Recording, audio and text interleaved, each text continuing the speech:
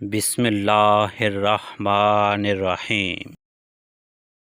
یہ دنیا کتنی عجیب چیز ہے، ایماندار کو بے وقوف، بے ایمان کو عقل مند اور بے حیا کو خوبصورت کہتی ہے۔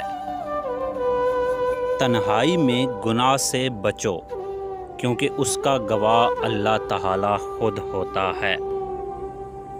کسی کے خلوص اور پیار کو بے وقوفی مت سمجھو، ورنہ کسی دن تم خلوص اور پیار کو ڈھونڈو گے تو لوگ تمہیں بے وقوف سمجھیں گے۔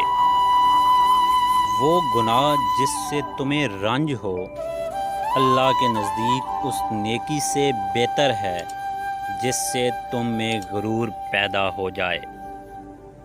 نفرت گناہ سے کرو، گناہ کرنے والے سے نہیں۔ ہو سکتا ہے تمہاری محبت کو دیکھ کر وہ گناہ کرنا چھوڑ دے۔ اگر دنیا میں سکون ہوتا تو اللہ کو کون یاد کرتا؟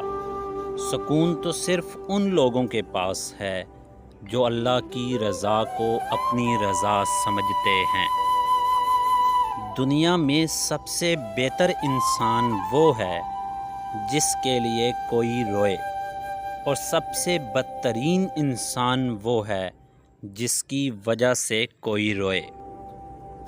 نماز پڑھنے کے دوران تمہاری کیفیت ان دو میں سے ایک ہونی چاہیے کہ تم اللہ کو دیکھ رہے ہو یا پھر اللہ تمہیں دیکھ رہا ہے۔